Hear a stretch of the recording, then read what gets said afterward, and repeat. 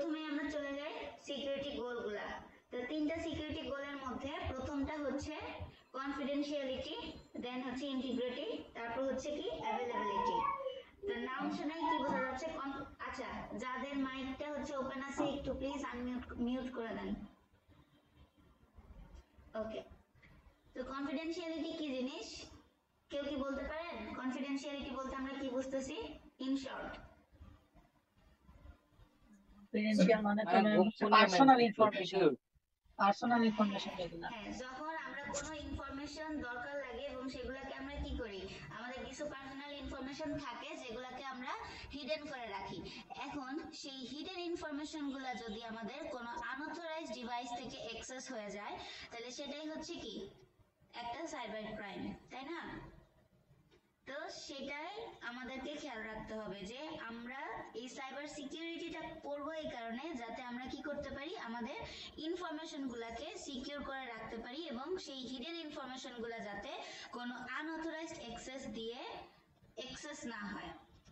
তারপরে এটা হচ্ছে কি, এই যে ইনফরমেশন গুলা আমরা কি করতেছি হিডেন করে রাখতেছি, সেগুলাকে প্রোটেকশন করে রাখার যে দায়িত্ব যাতে সেই ইনফরমেশন গুলা মাঝে মাঝে চেঞ্জ হয়ে না যায়, সেটাই হচ্ছে ইন্টিগ্রিটি। তার মানে কি, একটা হচ্ছে হাইড করে রাখা কনফিডেন্সিয়ালিটি, আর হচ্ছে যদি আমাদের ডাটাগুলো যাতে চেঞ্জ না হয়ে যায়, যেমন মাঝে মাঝে হয় কি একজনের ইনফরমেশন আরেকজনের নাম, ধরেন একজনের নামে একটা মোবাইল ডিভাইস হচ্ছে রেজিস্টার করা, কিন্তু যখন আপনি করতে যাবেন তখন দেখবেন যে সামহাউ ওই ডিভাইসটাই হচ্ছে আবার আরেকজনের নামে রেজিস্টার করা আছে। এই ধরনের আর কি মাঝে মাঝে হচ্ছে কিছু ইনফরমেশন থাকে না যেগুলো হচ্ছে নিজেদের অজান্তে দেখবেন যে মাঝে মাঝে চেঞ্জ হয়ে যায়। তো সেগুলাই হচ্ছে ইন্টিগ্রিটি, যাতে আমরা কি করতে না পারি, এই ইনফরমেশন গুলা চেঞ্জ করতে না পারি, সেটার প্রোটেকশন রাখাটা। বোঝা যাচ্ছে? জি ম্যাম। ওকে, তারপর হচ্ছে আমরা এই যে অথরাইজ যে এন্টিটি গুলো আছে সেগুলোর যে অ্যাভেলেবিলিটি দরকারে প্রয়োজনে যাতে আমরা পাবো, বা যখন আমাদের দরকার লাগবে তখন যাতে আমরা সেই একদম হচ্ছে অরিজিনাল যে র ডাটাটা আছে সেই ডাটাটা যাতে আমরা অ্যাক্সেস করতে পারি, সেটাই হচ্ছে কি আমাদের অ্যাভেলেবিলিটি। তো নাম থেকেই কিন্তু আসলে বোঝা যায় যে জিনিসটা আসলে কি হতে পারে, তাই না? জি আচ্ছা ম্যাম, পিডিএফটা কি একটু ব্লার মনে হচ্ছে? হ্যাঁ, বইটাই আসলে হচ্ছে এরকম স্ক্যান কপি, তো দ্যাটস ওয়াই। ওকে, আচ্ছা, তো এখানে হচ্ছে সিকিউরিটি গোল হচ্ছে আমরা অলরেডি জানলাম কি কি আছে, তিনটা, কনফিডেন্সিয়ালিটি, ইন্টিগ্রিটি আর হচ্ছে কি অ্যাভেলেবিলিটি। হ্যাঁ, এখন কনফিডেন্সিয়ালিটি বলতে এই যে এখানে আপনাদের হচ্ছে আমি বইটা শেয়ার করে দিছি গুগল ক্লাসরুমে, আপনারা দেখলে বুঝতে পারবেন। আর যতটুকু বলার বলছি, তো আমি আর এগুলা কত মাথা পড়া রিডিং করতেছি না, আপনারা পড়ে নিয়েন। ওকে, এখন আসি আমি অ্যাটাক সম্পর্কে। এই যে তিনটা সিকিউরিটি সম্পর্কে আমরা জানলাম, কনফিডেন্সিয়ালিটি, ইন্টিগ্রিটি আর হচ্ছে কি অ্যাভেলেবিলিটি, এই তিনটার সিকিউরিটির উপরে যখন কোনো আনঅথরাইজড কোনো ডিভাইস বা আনঅথরাইজড কোনো অ্যাক্সেস যদি হয়, তখন সেটাই হচ্ছে কি আমরা বলি সিকিউরিটি অ্যাটাক। তো সিকিউরিটি অ্যাটাকটা বিভিন্ন অ্যাপ্রোচে হইতে পারে। এখন বিভিন্ন অ্যাপ্রোচের মধ্যে এখানে যে তিনটা সিকিউরিটির কথা আমরা বলতেছি, সেই তিনটা সিকিউরিটির মধ্যে প্রথমটা যখন কনফিডেন্সিয়ালিটির উপর হয়, দুই ধরনের অ্যাটাক, একটা হচ্ছে স্নুপিং অ্যাটাক আর একটা হচ্ছে কি ট্রাফিক অ্যানালাইসিস। ওকে, এখন স্নুপিং অ্যাটাক বলতে কি কেউ কি বুঝতে বলতে পারবেন? স্নুপিং বা জেনে আসছেন এই নামটা, স্নুপিং বলতে কি বোঝায়? স্নুপিং মানে সম্ভবত হচ্ছে অন্য কাউকে না জানিয়ে হচ্ছে ডাটাগুলো অ্যাক্সেস করা। হ্যাঁ, তার ডাটাগুলো অ্যাক্সেস করা। ওকে, তো তারপর হচ্ছে ফিশিং। ফিশিং সম্পর্কে কেউ জানেন? ফিশিং, তারপর হচ্ছে ফিশিং, দুইটা আছে, একটা হচ্ছে ফিশিং আর একটা হচ্ছে ফিশিং। ফিশিংটা হচ্ছে যে একজনকে, ফিশিং হচ্ছে একটা কপি ওয়েবসাইট থাকবে, সেখান থেকে আর কি ক্রেডেনশিয়াল চুরি করা আর কি। হ্যাঁ, ইনফরমেশন চুরি করা। তারপরে আর একটা জিনিস কি ম্যাম? ফিশিং।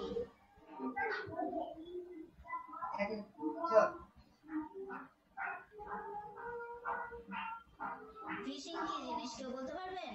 ফিশিং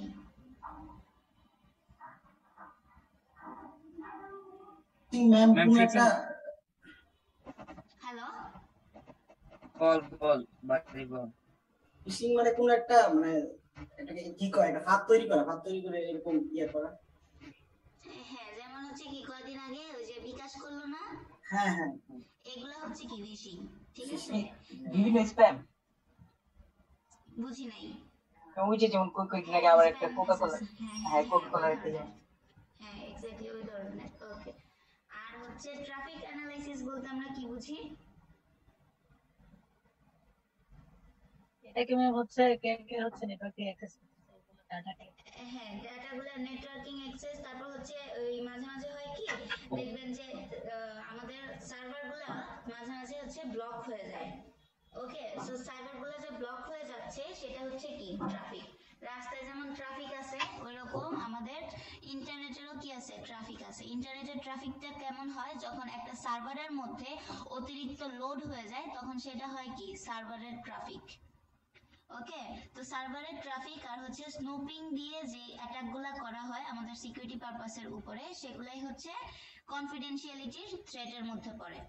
ওকে, আর ইন্টিগ্রিটি যেহেতু আমরা বলতেছি, ইন্টিগ্রিটি মানেই হচ্ছে কি আমার ডেটাগুলা বা আমার ইনফরমেশন গুলাকে চেঞ্জ করে দেওয়া। তাহলে চেঞ্জ করে দেওয়ার মধ্যে কি কি পড়তেছে, মডিফিকেশন পড়তেছে, তারপর হচ্ছে মাস্কুয়েড রেটিং পড়তেছে, তারপর হচ্ছে রিপ্লাইং পড়তেছে, আর রেপুটেশন পড়তেছে। তারপরে আসি আমরা অ্যাভেলেবিলিটি। অ্যাভেলেবিলিটির থ্রেট হচ্ছে একটাই, সেটা হচ্ছে কি ড্যানিয়েল অফ সার্ভিস, বা ইন শর্ট আমরা এটাকে বলি ডিওএস, ডস অ্যাটাক। ওকে, এটা সম্পর্কে আমরা ইন ডিটেইলস জানবো, কারণ এটা খুবই ইম্পর্টেন্ট একটা জিনিস যে ডস অ্যাটাকটা বেসিক্যালি কি। ওকে, এই যে এখানে হচ্ছে স্নুপিং, তারপর হচ্ছে ট্রাফিক অ্যানালাইসিস, এগুলো সবকিছু সম্পর্কে দেয়া আছে ইন শর্ট। তো আপনারা চাইলে এখান থেকে দেখে নিতে পারেন। তো স্নুপিংটা হচ্ছে রেফার করতেছে কাকে, যখন আমরা কোনো আনঅথরাইজ অ্যাক্সেস করতেছি কোনো ডাটা, তখন সেটাকে রেফার করতেছে কে, স্নুপিং। যেমন যদি আমরা ইন শর্ট একটা এক্সাম্পল দিতে চাই, তাহলে হচ্ছে ইন্টারনেটে আমরা কি করি, বিভিন্ন ধরনের কনফিডেন্সিয়াল ইনফরমেশন রেখে দিই, তা সামহাউ সেগুলো কি হয়ে যায়, ট্রান্সফার হয়ে যায়, বা ওই যে একটা কপি হয়, ওয়েবসাইট ক্রিয়েট হয়, তো সেগুলাই হচ্ছে কি স্নুপিং এর মধ্যে পড়ে। ফিশিং এগুলো সবগুলাই হচ্ছে স্নুপিং এর মধ্যে পড়ে। ক্যামব্রিজ অ্যানালিটিকা কি স্নুপিং এ পড়ে না? কি অ্যানালাইটিক? ক্যামব্রিজ অ্যানালিটিকা ওই যে ম্যাম হচ্ছে ফেসবুকে হচ্ছে ডাটাতে লিক হয়ে গেছিল। হ্যাঁ হ্যাঁ হ্যাঁ, ওইটাও হচ্ছে স্নুপিং এর মধ্যেই পড়ে। কোন ডাটা যদি হচ্ছে আপনার লিক হয়ে যায়, বা ধরেন হচ্ছে সামহাউ হয় লস্ট হয়ে যাচ্ছে, বা হচ্ছে আপনার ডাটাগুলোকে কি করতেছে বিভিন্ন ধরনের অ্যাটাক দিয়ে, তারপর হচ্ছে সেই ডাটাগুলোকে নিয়ে যাচ্ছে, সেগুলো সবগুলাই হচ্ছে স্নুপিং এর আন্ডারে পড়ে। আর হচ্ছে কোন সার্ভারকে ব্লক করে দিয়ে সেখান থেকে যদি কোনো ইনফরমেশন গ্যাদার করে, সেটা ট্রাফিক অ্যানালাইসিস এর মধ্যে পড়ে। আচ্ছা, ওইটা কিসের মধ্যে পড়ে আসলে, ওই ট্রাফিক অ্যানালাইসিসের মধ্যেও হইতে পারে। কারণ কি দেখেন, ফেসবুক যখন হচ্ছে, ফেসবুক থেকে যখন ডাটাগুলো লিক হলো, ফেসবুকে কিন্তু হিউজ পরিমাণ পিপল হচ্ছে গিয়ে ফেসবুক ইউজ করে, তাই না? তো এই হ্যাকাররা দুইটা টাইপে অ্যাটাক করতে পারে। ওরা হচ্ছে আপনার সার্ভারটা ব্লক করে দিয়েও ইনফরমেশন কালেক্ট করতে পারে। আমি আসলে এই সম্পর্কে এখনো শিওরলি বলতে পারতেছি না, সো আমি বলবো না যে এটা কোন অ্যাটাকের মধ্যে পড়ে। আমার কাছে এখন মনে হচ্ছে ট্রাফিক অ্যানালাইসিসের আন্ডারেও পড়তে পারে, আবার মনে হচ্ছে স্নুপিং এর আন্ডারেও পড়তে পারে। আপনারা একটু গুগল করে দেখবেন, যদি পান তাহলে আমাকেও জানাবেন। কিন্তু ম্যাম হচ্ছে তখন তো ম্যাম মানে ফেসবুকের সার্ভার হচ্ছে ডাউন ছিল না, ফেসবুক রান ছিল, ফেসবুক রান ছিল। জি ম্যাম, হচ্ছে ওরা হচ্ছে ডাটা লিক করছে ওইখানে। আচ্ছা আচ্ছা, হ্যাঁ, তাহলে হয়তো স্নুপিং এর আন্ডারেই পড়ে। আর যদি ডাউন হয়ে যায় সেক্ষেত্রে হচ্ছে কি হবে, ট্রাফিক অ্যানালাইসিস। ওকে, আচ্ছা, তারপরে দেখি অ্যাডাক্স, থ্রেডিং, ইন্টিগ্রিটি, এগুলো অলরেডি বললাম আমি। মডিফিকেশন, তারপর হচ্ছে রিপ্লাইং, ওকে, রেপুটেশন, এগুলো অলরেডি বলে ফেলছি, আর বলতে চাচ্ছি না। এই ডেনিয়াল অফ সার্ভিস, হ্যাঁ, এটা সম্পর্কে একটু বলি। এটা হচ্ছে কি একটা কমন অ্যাটাক। এখানে কি করে হ্যাকাররা যে কোনো ধরনের বিভিন্ন ধরনের স্ট্র্যাটেজি তারা ইউজ করে। ওকে, তো বিভিন্ন ধরনের স্ট্র্যাটেজি ইউজ করে তারা ডেটাগুলোর যে অ্যাভেলেবেল আছে সেখান থেকে হচ্ছে তারা ইনফরমেশন গুলা কালেক্ট করে। যেমন আমরা যখন অনলাইন ব্যাংকিং করি, তখন মাঝে মাঝে দেখা যায় অনলাইন ব্যাংকিং আমি করতেছি ঠিকই, কিন্তু যার কাছে পাঠাচ্ছি সে কিন্তু টাকাটা রিসিভ করতেছে না, দেখা যাচ্ছে কি সামহাউ লস্ট হয়ে যায়। অথবা বিভিন্ন ধরনের অ্যাড যখন আসে, তখন আবার আমরা কি করি, না বুঝে ওকে বলে দেই। এখন এই যে আমরা যে না বুঝে ওকে বলে দিচ্ছি, সেখানে দেখা যায় কি একটা মেসেজের ভিতরে কিন্তু অনেক ধরনের ভাইরাস ক্রিয়েট করা থাকে। এখন আপনার একটা ক্লিকে হবে কি আপনার সব ধরনের ইনফরমেশন তাদের কাছে চলে যাবে। আবার আমরা করি কি আমাদের মোবাইলের মধ্যে নোটবুকের মধ্যে আমরা আমাদের কার্ডের ইনফরমেশন, তারপর হচ্ছে আমাদের পার্সোনাল ডিটেলস সবকিছুই কিন্তু আমরা কি করি একটা নোটপ্যাডের মধ্যে লিখে রাখি। তো নোটপ্যাডের মধ্যে লিখে রাখলে হবে কি সামহাও যদি আপনার মোবাইল ডিভাইসটা লস্ট হয়ে যায়, অথবা যদি এটার মধ্যে আমাদের মোবাইলেও কিন্তু জানেন হয় বিভিন্ন ধরনের ভাইরাস ঢুকে, কিন্তু সেটা আমরা সামহাও বুঝতে পারি, আবার অনেক সময় দেখা যায় যে বুঝতে পারি না। কারণ কি আমরা কিন্তু মোবাইল ফোনেও গুগল বা নেট ব্রাউজ করি, তাই না? তো ওখানে দেখা যায় কি অনেক সময় বিভিন্ন ধরনের অ্যাড আসে। তো না বুঝে বা হচ্ছে টাচ ফোন যারা ইউজ করি, এখন তো সবাই হচ্ছে স্মার্টফোন ইউজ করে, তো স্মার্টফোনে দেখা যায় কি আপনার ইচ্ছা করে টাচ দিতে হয় না, টাচ লেগে ওকেতে ক্লিক হয়ে যায়, মাঝে মাঝে এরকম হয়। সেক্ষেত্রে দেখা যাবে কি আপনি জানেন না, অথচ আপনার সব ইনফরমেশন গুলো হচ্ছে তাদের কাছে চলে যাচ্ছে। তো এই কারণে কিন্তু মাঝে মাঝে আমাদের ফোনগুলোও একটু স্লো হয়ে যায়। তো এই যে যে বিভিন্ন হচ্ছে আপনার যে ডেটাগুলোর যে অ্যাভেলেবেল আছে, যেমন নোটপ্যাডে আমি যখন রাখতেছি সেগুলো কিন্তু আমার অ্যাভেলেবেল ডাটা।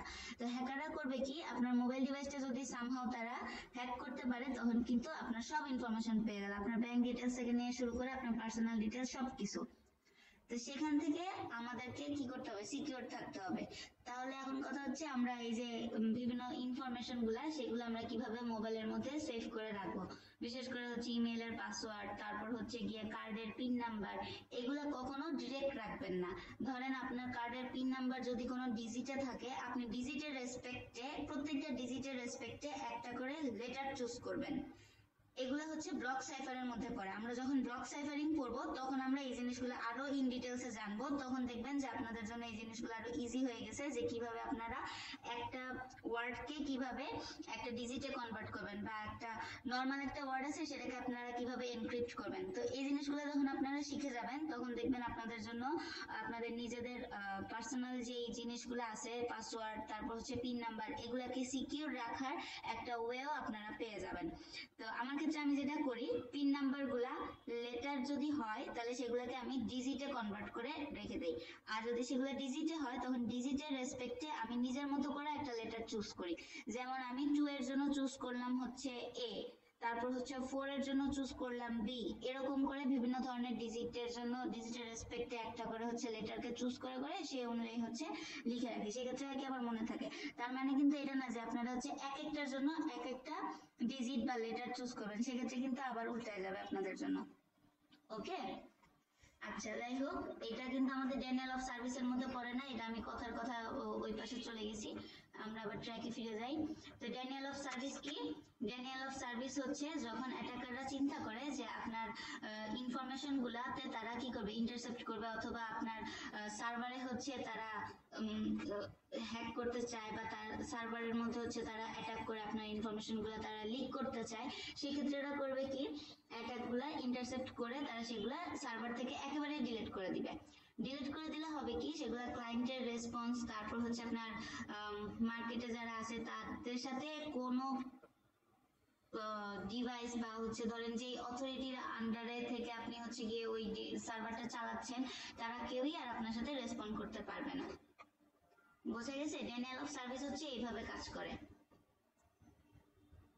এবং মাঝে মাঝে সেটা কি করে বিভিন্ন ধরনের ইনফরমেশন গুলাকে একসাথে ফেলে দিয়ে আপনার সার্ভারটারে ওভারলোড করে ফেলবে, বা সিস্টেমটাকে হচ্ছে তারা ওভারলোড করে ফেলে ওইখান থেকে হচ্ছে আপনার যে ইনফরমেশন গুলো দরকার থাকবে সেগুলো হচ্ছে তারা পিক করে নিয়ে নেয়। বোঝা গেছে কি? জি ম্যাম।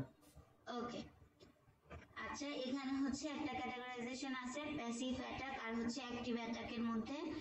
আচ্ছা এখন আমরা দেখি প্যাসিভ অ্যাটাক কি জিনিস আর অ্যাক্টিভ অ্যাটাক কি জিনিস। ওকে, প্যাসিভ অ্যাটাক হচ্ছে আচ্ছা প্যাসিভে পরে যাই, আগে হচ্ছে অ্যাক্টিভ আসি। অ্যাক্টিভ হচ্ছে যেটা ডিরেক্টলি অ্যাটাক করবে, ওকে, সেটা হচ্ছে অ্যাক্টিভ। আর প্যাসিভ হচ্ছে কি যেটা ঘুরায় ফিরে করবে। তার মধ্যে কি আছে দেখেন, কনফিডেন্সিয়ালিটি, যেহেতু এটা কি করতেছে একটা সার্ভারকে বা হচ্ছে একটা ওয়েবসাইটের সে কপি বানাচ্ছে, দ্যাটস ওয়াই এটা হচ্ছে কি প্যাসিভ। সে নিজে কিছু করতেছে না, সে করতেছে কি ঘুরে ফিরে তারপর কাজ করতেছে। দ্যাটস ওয়াই এই কনফিডেন্সিয়ালিটি যে থ্রেডিং এর আন্ডারে যে অ্যাটাকগুলো আছে সেগুলো হচ্ছে প্যাসিভ অ্যাটাক, আর ইন্টিগ্রিটি আর অ্যাভেলেবিলিটির আন্ডারে যে অ্যাটাকগুলো আছে সেগুলো হচ্ছে কি অ্যাক্টিভ অ্যাটাক। ওকে, তো এখানে দেখেন প্যাসিভ অ্যাটাক কি জিনিস। প্যাসিভ অ্যাটাকে অ্যাটাকারদের গোলই থাকে এটা যে সে শুধুমাত্র কি করবে, আপনার ইনফরমেশন গুলাকে সে অবটেইন করবে। এটার মানে কি, কোনো মডিফাই করবে না ডাটাগুলোকে বা আপনার সিস্টেমের কোনো হার্ম করবে না, সে জাস্ট আপনার সিস্টেম যেমন থাকবে সেই রকমই রাখবে, রেখে আপনার কি করবে, সেন্ডার থেকে রিসিভারের মধ্যে যে ডাটাগুলো যাওয়ার দরকার সেগুলো সেন্ডার সেন্ড করবে ঠিকই, কিন্তু রিসিভার পর্যন্ত হোল ইনফরমেশনটা, এক্সাক্ট ইনফরমেশনটা যাবে না। সে কি করবে, সেই ইনফরমেশনটা ঘুরাই দিবে। এই অ্যাটাকগুলা বিশেষ করে যখন যুদ্ধ হয়, যুদ্ধক্ষেত্রে হচ্ছে আপনার এই ধরনের অ্যাটাকগুলা ইউজ করে। যেমন এক জায়গা থেকে আরেক জায়গায়, আমরা কি জানি যুদ্ধের সময় প্রত্যেকটা কান্ট্রিরই কিন্তু একজন করে স্পাই থাকে। তো স্পাইরা যখন তার কান্ট্রির সাথে কন্ট্যাক্ট করতে চায় তখন তারা এনক্রিপ্টেড মেসেজ গুলাকে সেন্ড করে। তো সেই এনক্রিপ্টেড মেসেজ গুলো যদি সামহাও লিক হয়ে যায় তখন সেন্ডারের কাছ থেকে সেন্ড হয় ঠিকই, কিন্তু রিসিভারের কাছে পৌঁছাইতে পৌঁছাইতে সেগুলা যদি বলে ডানে যাইতে, হয়ে যায় কি বামে যাওয়া। এই ধরনের ইনফরমেশন চেঞ্জ হয় আর কি। বোঝা গেছে? জি ম্যাম। ওকে। আর অ্যাক্টিভ অ্যাটাক হচ্ছে কি, সেগুলা ডিরেক্টলি আপনার কি করবে, ডেটাগুলাকে চেঞ্জ করে দিবে। মানে তখন হচ্ছে আপনার ডানে বামে যাইতে বলবে না, বলবে যাওয়ারই দরকার নাই, এরকম আর কি। ওকে, মানে তাহলে ভুল প্যাসিভ ইনফরমেশন অ্যাটাক পাস করা। হলো যে হচ্ছে মানে ইউজার যে ডাটাটা সেন্ড করতেছে ওইটা হচ্ছে আমরা রিসিভারের কাছে সেন্ড না করে ওইটা আমাদের কাছে নিয়ে আসতেছে, আমরা যদি অ্যাটাকার হই। হ্যাঁ আর অ্যাক্টিভ অ্যাটাক হচ্ছে আমরা ডাটাটাকে দিচ্ছি না, আমরা ওইখান থেকে হ্যাঁ, ব্লক করে দিচ্ছি। অ্যাক্টিভ অ্যাটাক হচ্ছে না ব্লক করে দিচ্ছি, ব্লক করে দিয়ে যেতে দিব না, তারপর হচ্ছে নিজেদের মতো করে একটা সেম কপি বানিয়ে নিব, কপি বানিয়ে নিয়ে তারপর হচ্ছে গিয়ে সেটারে আমরা হচ্ছে চালাই দিব আর কি। মডিফাই করে উল্টা পাল্টা মেসেজ দিতে পারি, হ্যাঁ, ঘুরে আসছে। উল্টো মেসেজ দেওয়া। আর ইনফরমেশনটা চেঞ্জ করে দেওয়া হচ্ছে প্যাসিভ। ওকে, আচ্ছা এখন আমরা দেখি service and mechanism. Security service আছে, এগুলা দরকার নাই। হ্যাঁ, দুইটা জায়গায় তো অ্যাক্টিভ প্যাসিভ দুইটা জায়গাতেই তো ডাটাটা মানে সেন্ডারের থেকে মানে রিসিভার পর্যন্ত যাচ্ছে, তাই না? হ্যাঁ, সেন্ডার থেকে রিসিভার পর্যন্ত দুইটাতেই যাবে, ঠিক আছে, কিন্তু অ্যাক্টিভেটাতে হবে কি, আপনার ডাটাটাই চেঞ্জ হয়ে যাবে। মানে আপনি ধরেন আমাকে কোন একটা মেসেজ সেন্ড করতে চাচ্ছেন, মাঝখানে ধরেন সজীব হচ্ছে আমাদের অ্যাটাকার, তো সে কি করবে, সে হচ্ছে গিয়ে আপনি যে ইনফরমেশনটা আমাকে পাঠাবেন, ধরেন আপনি আমাকে লিখলেন ম্যাডাম আমি আজকে ক্লাস করব না, তো সে করবে কি, আমাকে হচ্ছে সেই মেসেজটা দিবে হচ্ছে এরকম যে ম্যাডাম আমি আজকে রাত 10টার সময় ক্লাস করব। বুঝতে পারছেন? জি ম্যাম, বুঝতে পারছি। হ্যাঁ, আচ্ছা এখন আসি আমরা সার্ভিস মেকানিজম। আচ্ছা ওকে, এটা দরকার নাই। Service mechanism, data confidentiality, integrity দরকার নাই। ওকে ওকে,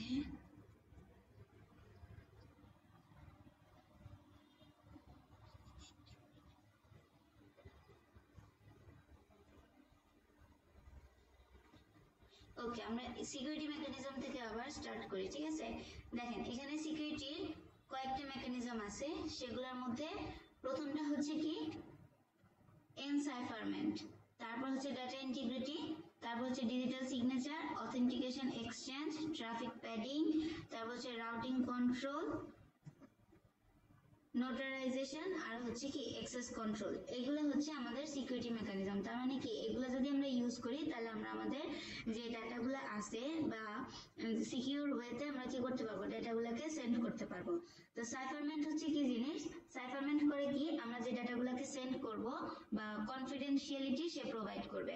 কিভাবে প্রোভাইড করবে, সে আমার ডাটাগুলোকে সাইফার করে হাইড করে ফেলবে, মানে অরিজিনাল যে ইনফরমেশনটা আছে সেটা সে দিবে না। তাহলে দেখেন ওই যে আমি প্রথমেই যেটা বলছিলাম যে আমরা কি করব, যখন ইনফরমেশন গুলো স্টোর করে রাখবো তখন আমরা যদি ডিজিটটা ডিরেক্ট ডিজিট না লিখে লেটারে কনভার্ট করি বা লেটারটাকে লেটার না লিখে যদি ডিজিটে কনভার্ট করি তাহলে কিন্তু আমার আর ইনফরমেশন থাকতেছে না। ধরেন আমার নাম হচ্ছে আমার নাম হচ্ছে আমি 1 2 3 4 এরকম দিয়ে মনে রাখলাম যে 1 এর রেসপেক্টে হচ্ছে z দিচ্ছি, 2 এর রেসপেক্টে হচ্ছে e দিচ্ছি, 3 এর রেসপেক্টে s দিচ্ছি, আবার 2 এর রেসপেক্টে e দিচ্ছি। তাহলে আমার নামের সাইফার কোড কি হলো বা এনসাইফারমেন্ট কি হলো 1 2 3 2। বুঝতে পারছেন? তো আমি তখন কি করবো, আমার নামটা ডিরেক্ট না লিখে আমি 1 2 3 2 লিখে দিলাম। আর এই যে কোডটা আমি করলাম সেটা আমি করব কি, আমার যে রিসিভার আছে তাকে আমি বলে দিব যে আমি এই কোডে এইভাবে করে মেসেজটা তোমাকে সেন্ড করছি এবং তুমি এই মেসেজটাকে এইভাবে করে ডিক্রিপ্ট করো। ঠিক আছে? তো এই এনক্রিপশন ডিক্রিপশন গুলাই হচ্ছে আমাদের পাবলিক কি ক্রিপ্টোগ্রাফি।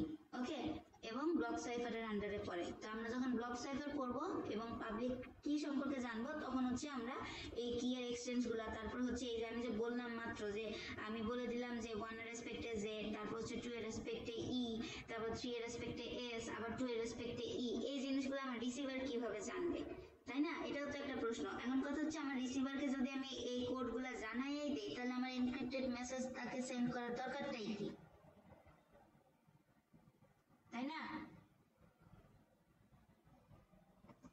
আমি কোনো রেসপন্স পাচ্ছি না কেন? জি, ma'am. দরকারটা হচ্ছে ম্যাম এই যে মিডল পয়েন্টে যারা আছে তারা যেন হচ্ছে এই মেসেজটা কোনোভাবে না করতে মেসেজটা এক্স্যাক্টলি, হ্যাঁ, তারা যেন এই মেসেজটাকে কনভার্ট করতে না পারে বা সামহাও যাতে আমার ইনফরমেশনগুলো লিক হতে না পারে। না পারে। তাহলে হ্যাঁ, এগুলো সম্পর্কে আমরা ইন ডিটেইলস আরো জানবো। তো আপাতত আমরা জানতেছি কি সাইফারমেন্ট হচ্ছে কি, যখন আমরা কোনো কি দিয়ে এই ডেটাগুলোকে যখন আমরা হাইড করে দিচ্ছি সেটাই হচ্ছে কি এনসাইফারমেন্ট। এবং এটা কি করতেছে, আমাদের কনফিডেন্সিয়ালিটিকে প্রোভাইড করতেছে। এবং এটার দুই ধরনের টেকনিক আছে, একটা হচ্ছে ক্রিপ্টোগ্রাফিক টেকনিক আর একটা হচ্ছে স্টে, এটার নাম কি? স্টেগানোগ্রাফি। হ্যাঁ, স্টেগনোগ্রাফি। ওকে, যাই হোক, আমি স্টেগনোগ্রাফিকে যাব না কারণ স্টেগনোগ্রাফিকে আপনাদের দরকার নাই। ক্রিপ্টোগ্রাফি তো অতটা টাচ করব না আমরা, কারণ এই কোর্সটা আসলে সাইবার সিকিউরিটি নিয়ে, ক্রিপ্টোগ্রাফি নিয়ে না। ওকে, আচ্ছা, এখন আসি আমরা ক্রিপ্টোগ্রাফি নিয়ে একটুখানি পড়ছিলাম হচ্ছে এআইতে। এআইতে। ওকে, ক্রিপ্টোগ্রাফি কিন্তু অনেক মজার, বিভিন্ন জিনিস জানা যায়। যাই হোক, আপনারা যদি আমি এই কোর্সে আপনাদেরকে প্রথমে হচ্ছে ক্রিপ্টোগ্রাফি সম্পর্কে জানাবো একটু, আমরা মিডের আগ পর্যন্ত কিছু ক্রিপ্টোগ্রাফির কোর্সও পড়বো, তারপরে হচ্ছে গিয়ে আমরা সিকিউরিটি পারপাস গুলো যেগুলো আছে সেগুলো সম্পর্কে জানবো। ওকে, তো যাই হোক, এখন শুরু করি। এখন আসি কি ডিজিটাল ইন্টিগ্রিটি। ডিজিটাল ইন্টিগ্রিটি কি, এক ধরনের মেকানিজম যেটা আমাদের ডেটাগুলোকে কি করে দিবে, শর্ট করে করে চেক করবে যে স্পেসিফিক যে ইনফরমেশন গুলো দরকার সেগুলো আছে কিনা, বা কোনো কারণে আমার যে প্রেজেন্টেড ডাটা আছে বা প্রোভাইডেড ডাটা আছে সেটা চেঞ্জ হয়ে যাচ্ছে কিনা। ওকে, আর ডিজিটাল সিগনেচার কি সেটা তো আপনারা সবাই জানেন। ডিজিটাল সিগনেচার হচ্ছে আমরা কি করি, ভেরিফাই করার জন্য ইলেকট্রনিক যে আছে ডিভাইস আছে সেগুলো দিয়ে আমরা যে ইলেকট্রনিক সাইন একটা ক্রিয়েট করি সেটাকে বেসিক্যালি বলা হয় কি ডিজিটাল সিগনেচার। তো এগুলো হলো এখন অনেক কম আসতেছে। এখন অনেক কম আসতেছে সাউন্ড। হ্যালো,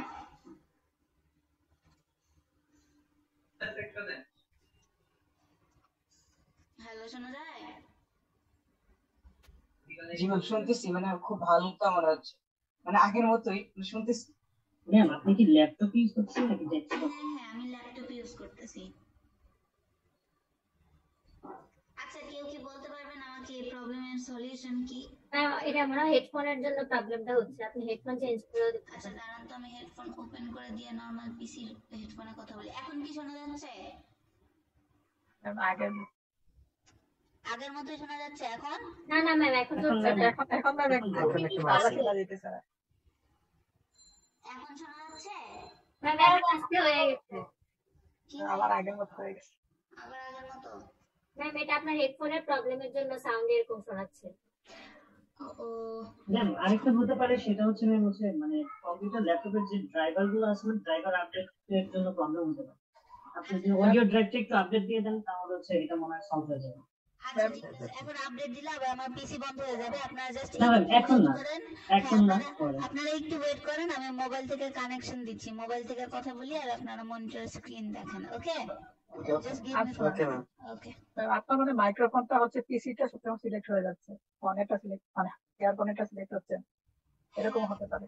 হইতে পারে, আচ্ছা একটু টাইম দেন। হ্যাঁ আচ্ছা,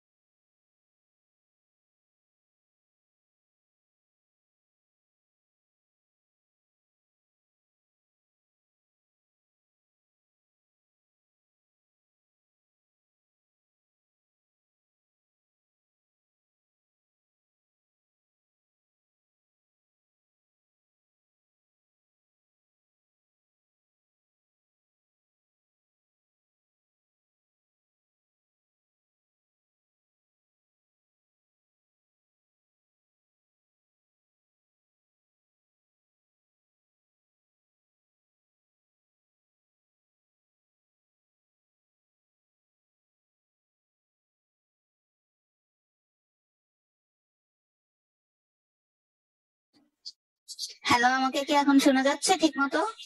জি ma'am. Yes ma'am, perfect. Ma'am এখন পারফেক্ট। এখন পারফেক্ট হইলেও তো আচ্ছা ওকে, এখন পারফেক্ট আছে। জি আচ্ছা ঠিক আছে, ওকে ওকে। তো এখন আমরা দেখি ডিজিটাল সিগনেচার কি জিনিস। ডিজিটাল সিগনেচার হচ্ছে যখন কোনো কিছু আমরা ইলেকট্রনিক্যালি ভেরিফাই করতে চাই, তখন কি করতে হয়, একটা সিগনেচার দিয়ে দেয় রিসিভার, তাই না? তো সেটা হচ্ছে কি আমাদের ডিজিটাল সিগনেচার। এই জিনিসের সাথে কিন্তু আমরা অনেকেই পরিচিত আছি। তো রিসিভার করবে কি, সেন্ডার তার একটা পাবলিক কি প্রোভাইড করবে, যেটা দিয়ে সে মেসেজটাকে সেন্ড করবে। পরবর্তীতে রিসিভার করবে কি, তার যে পাবলিক কিটা ছিল সেটা দিয়ে সে ওই এনক্রিপ্টেড কোডটাকে ডিক্রিপ্ট করতে চাবে। তো এটা হচ্ছে পাবলিক কিটা তখন প্রুভেন ডাটা হিসাবে ওখানে ইউজ করা হয়। আর অথেন্টিকেশন এক্সচেঞ্জ, অথেন্টিকেশন এক্সচেঞ্জ বলতে আমরা কি বুঝতেছি, দুইটা এন্টিটি যখন এক্সচেঞ্জ করবে কিছু মেসেজ, তখন হচ্ছে তারা প্রুফ হিসাবে তাদের কিছু আইডেন্টিটি দরকার হয় নিজেদের মধ্যে। যেমন একটা আইডেন্টিটি যদি প্রুফ করে এরকম যে সে আপনার কোনো কিছু সিক্রেট জানে, তার মানে কি সে শুধুমাত্র সেটাই জানে, এর বাইরে কোনো কিছু জানে না। আমরা মাঝে মাঝে কি করি, বিশ্বাস করে ফ্রেন্ডদেরকে অনেক সিক্রেট কথা বলি, বলি না? এখন সে ফ্রেন্ড যদি আমাদের সাথে বিশ্বাসঘাতকতা করে, মানে আপনি যে তারে বিশ্বাস করে একটা কথা বলছেন, সেটা যদি সে কি করে, তার আপনার অন্য কোনো ফ্রেন্ডকে বলে দেয়, আবার হচ্ছে আপনি বললেন একটা কথা, সে সেটাকে কি করলো, এক্সচেঞ্জ করে বলে দিল আরেক ভাবে, তাহলে কি হলো? হলো না। তখন হ্যাঁ। এই এই জিনিসটাই হচ্ছে কি অথেন্টিকেশন, সামহাও হচ্ছে এক্সচেঞ্জ করার পসিবিলিটি থাকে। তো অথেন্টিকেশন এক্সচেঞ্জ হচ্ছে কি আমার ডেটা গুলা যাতে এক্সচেঞ্জ হতে না পারে, সেই কারণে আমি কি করতেছি, অথেন্টিকেশন এক্সচেঞ্জ, এই সিকিউরিটি মেকানিজমটা আমরা ইউজ করতেছি। আর ট্রাফিক প্যাডিং হচ্ছে ট্রাফিক অ্যানালাইসিস এর ক্ষেত্রে ইউজ করা হয়, যাতে সার্ভার গুলাকে আমাদের ব্লক করতে না পারে। আর রাউটিং কন্ট্রোল বলতে কি বুঝি? রাউটিং কন্ট্রোল হচ্ছে আপনার সিলেক্টিং থাকবে, যেটা হচ্ছে সিলেক্টিং আর কন্টিনিউয়াসলি সে চেঞ্জ করতে থাকবে বিভিন্ন ধরনের রুট গুলাকে, যাতে সেন্ডার থেকে রিসিভারের কাছে যখন ডাটা গুলা যাবে সেগুলো যাতে ইভেন্ট ড্রপ না হয়, মানে মাঝখানে যাতে ড্রপ আউট হয়ে না যায় আর কি। ওকে। আর নোটারাইজেশন হচ্ছে প্রত্যেকটা ডাটা যখন আমরা সেন্ড করি, আপনারা নেটওয়ার্ক কম্পিউটার নেটওয়ার্ক কোর্সটা কি করেছেন? জি ম্যাম। জি ম্যাম। ওকে, তো এখানে জানেন নিশ্চয়ই যে ওএসআই মডেল আছে, তাই না? ওএসআই মডেলে ফিজিক্যাল লেয়ার থেকে যখন ফিজিক্যাল লেয়ারে ডাটা সেন্ডার থেকে রিসিভারের কাছে যায়, তখন কিন্তু মাঝখানে কি থাকে? একটা মিডিয়াম থাকে, তাই না?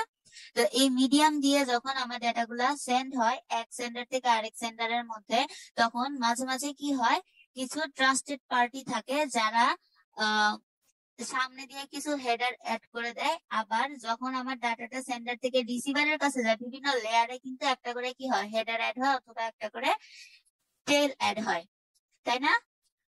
তো এই যে হেডার অথবা হচ্ছে কি টেল গুলা আমাদের অ্যাড হচ্ছে, সেগুলো হচ্ছে কি একটা করে নোটেশন। কার নোটেশন?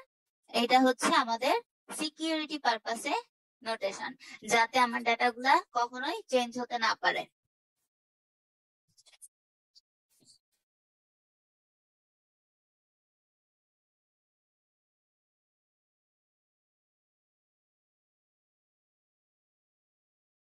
বোঝা গেছে? জি ম্যাম। আচ্ছা, ওকে। তারপরে আমরা দেখি এক্সেস কন্ট্রোল কি জিনিস। এক্সেস কন্ট্রোল, হ্যাঁ বলেন। নোটারাইজেশন একটু আরেকবার একটু বললে ভালো ওকে, নোটারাইজেশন হচ্ছে যখন ডাটাগুলো একটা লেয়ার থেকে আরেকটা লেয়ারে যায়, তখন কি হয়, তার একটা করে নতুন নতুন হেডার অ্যাড হয় অথবা একটা করে কি হয়, ফুটার অ্যাড হয়, তাই না? তো এই যে ফুটার গুলা বা হেডার গুলা অ্যাড হচ্ছে প্রত্যেকটা লেয়ার থেকে, একটা লেয়ার থেকে আরেকটা লেয়ারে যাওয়ার সময়, তখন সেটা হচ্ছে একটা করে নোটারাইজেশন ক্রিয়েট করতেছে, মানে একটা করে সে নোটেশন ক্রিয়েট করতেছে, এটা সেন্ডার কাছ থেকে রিসিভারের কাছে যাওয়ার পথে। তো সেন্ডার থেকে যখন একটা লেয়ার থেকে আরেকটা লেয়ারে যায়, তখন একটা করে হেডার অ্যাড হয়। আবার যখন মিডিয়াম থেকে পাস হয়ে যখন রিসিভারের কাছে যায়, তখন যে হেডারটা সেন্ডার থেকে অ্যাড হয়েছিল সেটা রিসিভারে যাওয়ার পরে লেয়ার ওয়াইজ সেটা আবার ডিলিট হতে থাকে, সো দ্যাট কি হয়, সেন্ডার থেকে রিসিভারের কাছে এক্সাক্ট যে ইনফরমেশনটা আছে সেটাই থাকে। আর হেডার আর হচ্ছে টেল গুলো অ্যাড হওয়ার কারণে মাঝখানে যখন মিডিয়াম পাস করে সে ফিজিক্যাল লেয়ার থেকে, সেন্ডারের ফিজিক্যাল লেয়ার থেকে যখন রিসিভারের ফিজিক্যাল লেয়ারে যায়, যে মিডিয়ামটা ইউজ করে, সেই মিডিয়ামে যদি কোনো আনঅথরাইজড অ্যাক্সেস বা থার্ড পার্টি যদি আমার ডাটাগুলোকে লিক করতে চায় বা কালেক্ট করতে চায়, তখন সে কিন্তু আমার অরিজিনাল ইনফরমেশনটা পাবে না। কারণ কি? কারণ হচ্ছে প্রত্যেকটা লেয়ারে সে কি করতেছে, একটা করে হেডার অথবা একটা করে ফুটার অ্যাড করে দিচ্ছে। বুঝতে পারতেছেন? মানে ছোট একটা ইনফরমেশন, ধরেন আমি লিখলাম হাই, তো এই হাই এর আগে সে কি করলো, একটা ডাটা ইউজ করে দিল 1 2 3 4। তার আগে আরেকটা লেয়ারে যখন অ্যাপ্লিকেশন লেয়ার রে সে কি করলো, এবিসিডি অ্যাড করে দিল। তারপর নেটওয়ার্ক লেয়ারে যখন গেল, তখন নেটওয়ার্ক লেয়ারে আবার 3 4 5 6 অ্যাড করে দিল। এরকম করে আগে পরে এরকম করে বিভিন্ন ধরনের ডাটা গুলাকে সে কি করবে, হেডারে অথবা ফুটারের দিকে ইউজ করবে। মানে হেডার বলতে কি সামনের অংশটা, ওকে, আর ফুটার বলতে আমি বুঝাচ্ছি পিছনের অংশটাতে অ্যাড করে দেওয়া। বুঝতে পারতেছেন? এগুলো হচ্ছে এক একটা নোটারাইজেশন হিসেবে ইউজ হয় সিকিউরিটি পারপাসের ক্ষেত্রে। ওই মেকানিজম। হ্যাঁ হ্যাঁ, ওই মেকানিজম গুলা এনকোডিং এর। বুঝতে পারতেছেন? আচ্ছা, ওকে। সো নোটারাইজেশন কি বোঝা গেছে? জি ম্যাম। ওকে, এখন আসি আমরা এক্সেস কন্ট্রোল কি জিনিস। এক্সেস কন্ট্রোল হচ্ছে খুবই ইজি একটা মেথড, যেটা কি করে, ইউজারের কাছ থেকে সে রাইট অ্যাক্সেস আছে কিনা সেটা চেক করে। যেমন আমরা যখন এটিএম মেশিনে যাই কার্ড তুলতে, কার্ড দিয়ে টাকা তুলতে, তখন কি করে, সে আমাদের পাসওয়ার্ড অথবা পিন নাম্বার চায়। এখন পাসওয়ার্ড বা পিন নাম্বারটা কি করতেছে, সেগুলা কিন্তু আমাদের একটা এক্সাম্পল অফ প্রুফ হিসাবে ইউজ করতেছে। তো এটা হচ্ছে কি আমাদের এক্সেস কন্ট্রোল, যেটা আমরা পাসওয়ার্ড বা পিন হিসাবে অথবা মোবাইলের কি করি, আমরা ফিঙ্গারপ্রিন্ট দিয়ে রাখি অথবা ফেস লক দিয়ে রাখি। তারপর পিসিতে কি করি, একটা করে পাসওয়ার্ড দিয়ে রাখি, তাই না? তো এই পাসওয়ার্ড গুলাই হচ্ছে কি আমার এক্সেস কন্ট্রোল হিসাবে ইউজ হয়। যেমন আমি যদি আমার পাসওয়ার্ড যদি ম্যাচ না হয়, তাহলে আমি সেখানে অ্যাক্সেস করতে পারবো না। এটা হচ্ছে খুবই ভেরি বেসিক একটা সিকিউরিটি মেকানিজম। বোঝা গেছে? আচ্ছা, এখন আসি আমরা এই যে সার্ভিস আর হচ্ছে কি তার মেকানিজম গুলার মধ্যে একটা রিলেশন আছে, সেগুলা কি, সেগুলা আই হোপ আপনারা একবার পড়লে বুঝতে পারবেন কোনটার সাথে কি আছে। এটা আমি আর ডিটেলস যাচ্ছি না। ওকে, তো যেহেতু আমরা ক্রিপ্টোগ্রাফি সম্পর্কে একটু পড়বো, তো আমি একটু ক্রিপ্টোগ্রাফিতে যাই। ক্রিপ্টোগ্রাফি, ক্রিপ্টোগ্রাফি ওয়ার্ডটা আসছে কোত্থেকে জানেন? ক্রিপ্টো শব্দটা আসছে কিন্তু একটা গ্রিক অরিজিন থেকে, যার মানে হচ্ছে কি সিক্রেট। ওকে, সিক্রেট রাইটিং। এখন সেই ক্রিপ্টোগ্রাফির দুইটা পারপাস আছে, একটা হচ্ছে এনক্রিপশন প্রসেস আর একটা হচ্ছে কি ডিক্রিপশন প্রসেস। এখন এনক্রিপশন করে কি, আপনার সিক্রেট কি গুলাকে অ্যাড করে আপনার মেসেজটাকে সে এনক্রিপ্ট করে ফেলে সেন্ডার থেকে রিসিভারের কাছে যাওয়ার সময়। আর ডিক্রিপশন হচ্ছে কি, যখন রিসিভার সেই ডাটাটা পাবে তখন এই যে এনক্রিপ্টেড কোডটা আছে সেটাকে আবার অরিজিনাল মেসেজে কনভার্ট করাটাই হচ্ছে ডিক্রিপশন।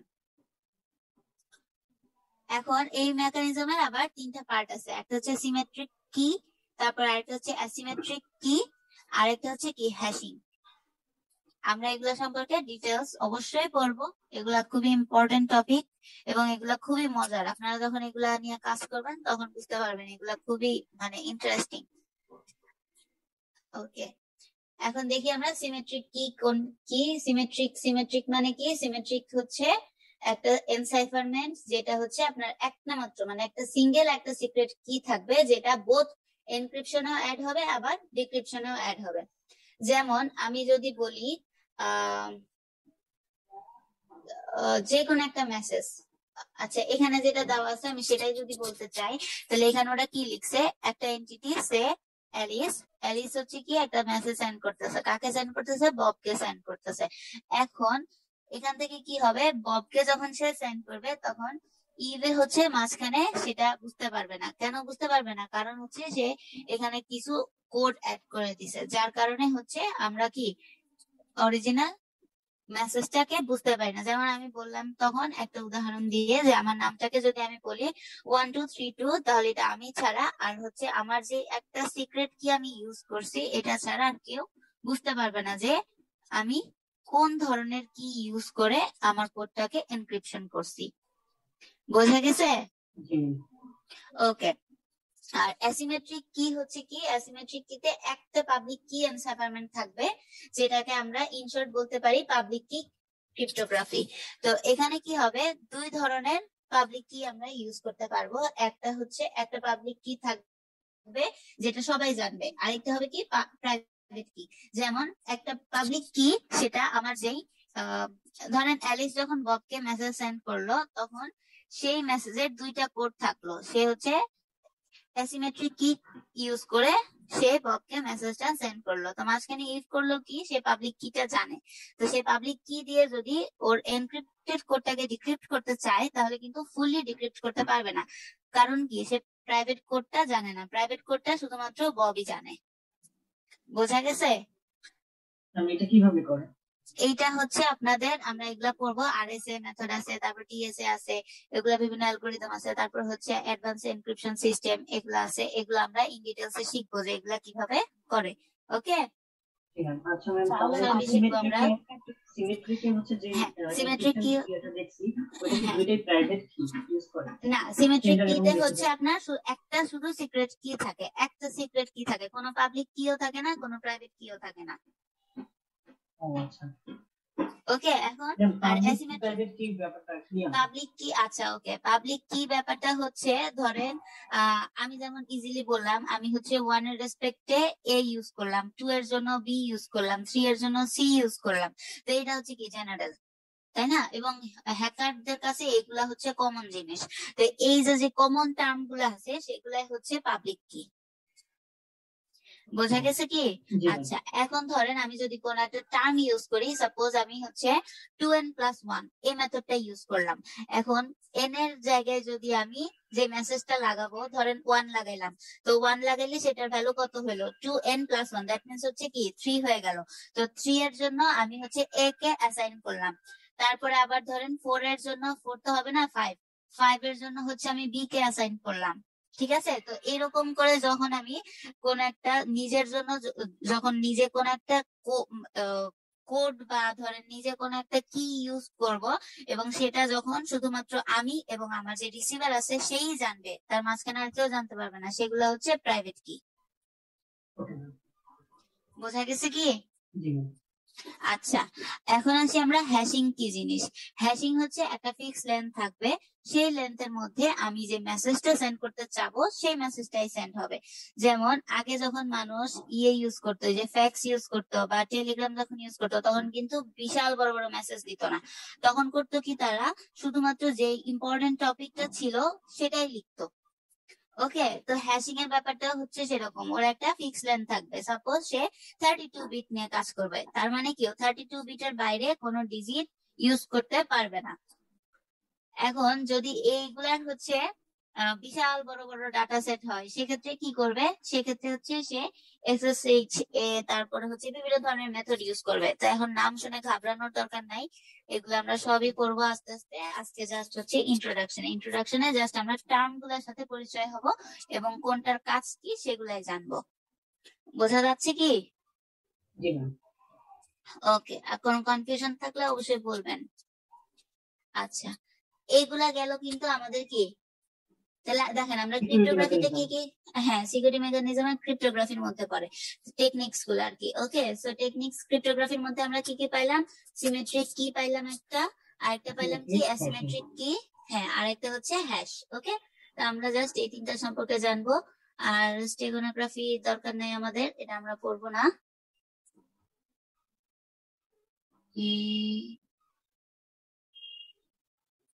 ওকে, তো এখানে হচ্ছে ইনশর্টে দেওয়া আছে আর কি, যে রেস্ট অফ দ্য বুকের কাজ কি, পার্ট গুলা হচ্ছে কি কি নিয়ে।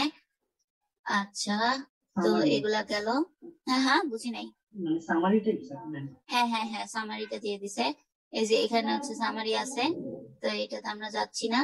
এখানে কিছু প্র্যাকটিক্যাল কোশ্চেন আছে, প্র্যাকটিক্যাল সেট অফ কোশ্চেন আছে, আমি এগুলো আপনাদের অবশ্যই দিব, এগুলা থেকে আপনাদের পড়তে হবে। আচ্ছা, তো এখন আমি হচ্ছে চ্যাপ্টার 3 তে চলে যাব। ভয় পাওয়ার কোনো কারণ নাই যে আমি হচ্ছে কেন চ্যাপ্টার 1 থেকে 2 কে স্কিপ করে 3 তে চলে যাচ্ছি। আচ্ছা, চ্যাপ্টার 3 তে যাওয়ার আগে আমি এখান থেকে জাস্ট একটু জানাই আপনাদেরকে।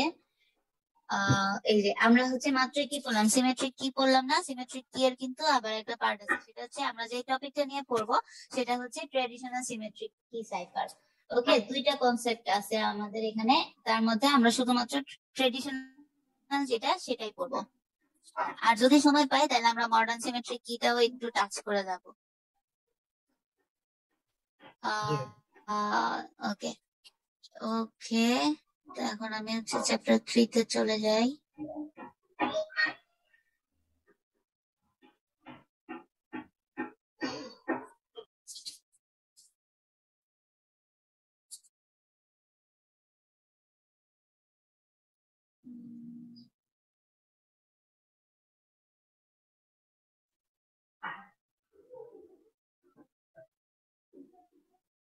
ম্যাম, হুম, আপনি যখন পড়াশোনা করতেন তখন ম্যাম হচ্ছে প্রতিটা সাবজেক্টের যে মানে আমাদের একটা সাবজেক্টের যে বই থেকে ফলো করি হুম, হুম, কমন ছিল, এগুলো বইটা হুম। কি মানে মানে কিনে হচ্ছে আপনি পড়তেন?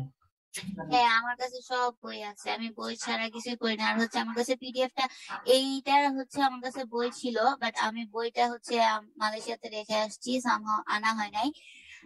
আমার যত বই আছে, মানে আমি তো, আমার রিসার্চ এরিয়া হচ্ছে আপনার নেটওয়ার্কিং, তো আমি নেটওয়ার্ক রিলেটেড আমার যত বই ছিল সব আমি নিয়ে গেছিলাম আর কি, অনার্স এর গুলা।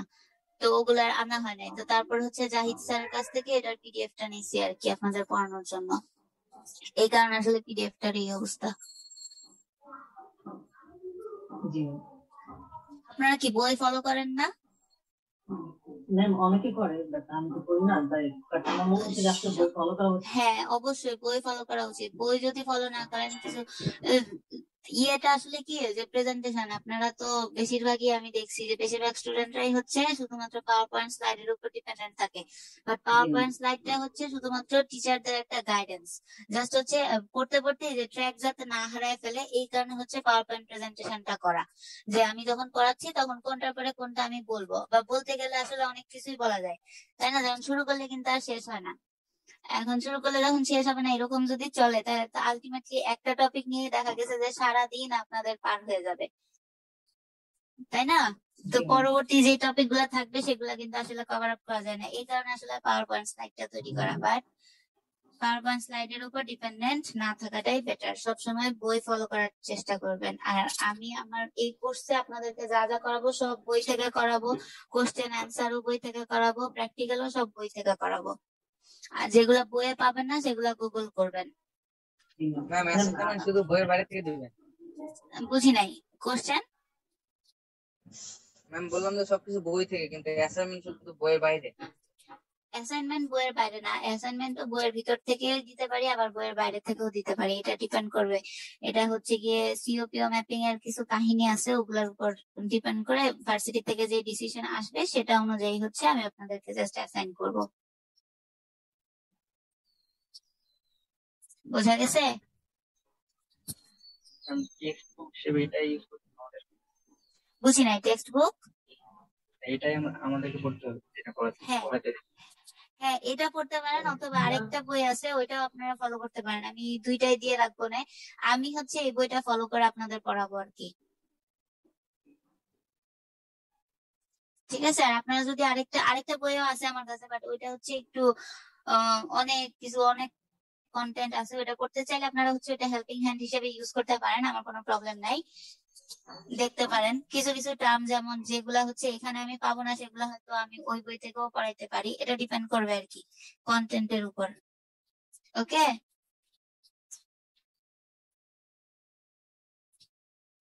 আচ্ছা এখন চলে যাই আমরা ট্রেডিশনাল সিমেট্রিক কি, সাইফার কি জিনিস। ওকে, তো এই যে ট্রেডিশনাল সিমেট্রিক কি আছে এটার কতগুলা অবজেক্টিভ আছে। ফার্স্ট অবজেক্টিভটা কি, আমাদেরকে প্রথমে টার্ম এবং যে কনসেপ্ট আছে সিমেট্রিক কি সাইফারে সেটা সম্পর্কে সে ডিফাইন করলো। আচ্ছা একটু 2 মিনিট, হ্যাঁ আসতেছি।